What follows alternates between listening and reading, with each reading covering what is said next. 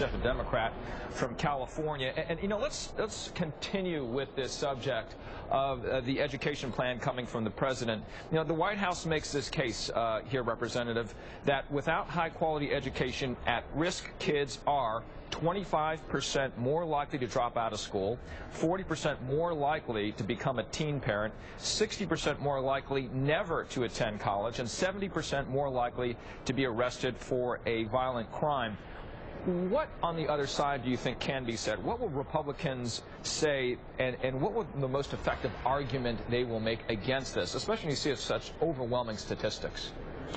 Well, they'll make the argument we just don't have the money. That's really the argument that is launched against all of the initiatives. But I think the president makes a compelling case that when we look at what we're going to need to do to improve our economy, it's not only attracting jobs here, but it's giving our people the skills to get those jobs, to keep those jobs, to compete globally. And that requires an early start. We're in a hyper-competitive, very small world which rewards added value, and we need the best trained workforce in the world. You can't do that if you're starting off young and early and behind. But I think the GOP argument is it's not an important enough investment, and we don't have the money. And what would your counter-argument be then to cost, given the realities of what we're looking at with the debt and the deficit? Well, you know, the president's argument resonates with me and I think with the American people, and that is, yes, we have a deficit and debt problem, and we have to deal with it, and we are dealing with it, although with a lot of dysfunction here in Congress.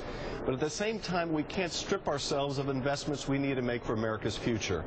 Because if our only goal is deficit reduction, we can do it, but we can do it with a loss of jobs, we can do it with another recession, we can do it with loss of competitiveness, or we can do it in a smart way, where we do it gradually, where we don't do it in a way that interferes with our ability to educate our people and to compete on the world stage. So there is a good way to do this and a bad way to do this. I think the president would say let's do this in a smart way. I want to get your reaction here, Representative. Another part of the president's plan, a federal-state partnership to help foster good ideas on education. I want to play what your colleague Marsha Blackburn said about that a little bit earlier. Take a listen. Many times we're hearing from the states they would rather get rid of all federal intervention into education and focus on letting the states, the counties, the cities, the local school sites handle the education issues. What we're doing with federal intervention is not working. What's your thought?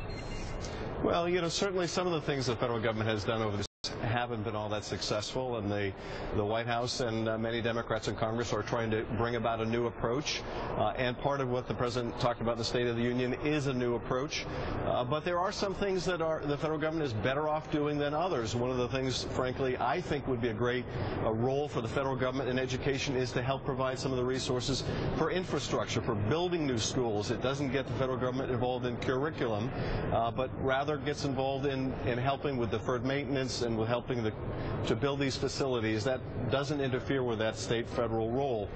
But there is an important obligation here to try to help, particularly in those states that are really struggling. I think my colleague, Ms. Blackburn, would like to see the federal government out of everything and a much diminished federal government, and we see that reflected in the GOP budget, which would cut food stamps and would cut Medicare and would cut most of the safety net programs that Americans rely on. So it's part and parcel of that for the GOP, but I think for Democrats there is a recognition of the limited role, but being strategic about how we support the states in education. I want to switch gears here, if we can, really quickly, and talk about a subject that we began with Lynn and Dana, and that's about the sequester. You know, Congress is off next week on a break, as you know. When we look at the sequester, Senate Democrats are expected to announce their plan to avoid the sequester. Their plan showing that, according to one report, it's a 50-50 split over the next 10 months. Spending cuts and new taxes, part of their idea, including the Buffett rule, which is the cap deductions and loopholes for millionaires so they pay at least 30% of their salary in taxes. Would you support that as we get closer to that deadline? Yes, and I think the Senate is really on the right track.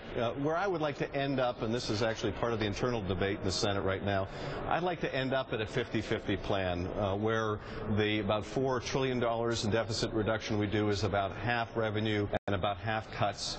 We're askew of that right now. We've got about $1.7 trillion we've done in cuts, about $600 to $700 billion in new revenues. So I'd like to see us end at a point where we're 50-50. I think, frankly, the president going out to the country and saying this should be a balanced plan, about 50-50, the American people agree with that. But as Dana and Lisa were pointing out, it's going to be very hard to get to that here in the Congress. And while the American people will just blame Congress, and I think that's quite true, they won't distinguish so much between the parties. The reality is Democrats have been willing, as we've seen from the $2.2 trillion in deficit reduction we've already done, to more than meet the GOP halfway. But the GOP is going to have to be a negotiating partner with us. And a lot of the fight right here on the Hill right now is not between Democrats and Republicans. It's between Republicans and Republicans in the House of Representatives. Well, wouldn't you also feel some of the heat, as you were just saying, because the sequester comes through? They'll just be looking at Congress and saying, Democrats or Republicans, it's your fault. They will. You know, there will be many in the public that won't discriminate between the two parties. But here on the ground, there is, I think, a recognition that within the GOP, there is no willingness to basically enter into kind of a 50-50 arrangement. And, in fact, for the Republican membership maintenance, they have to allow the sequester to go into effect. Okay. The Speaker has to show the GOP members they're serious, so they're going to take us over this next cliff. But that really is a disservice to the country and just another man-made crises. All right, Representative Adam Schiff, thank you so much for your time today. Thank you. I want to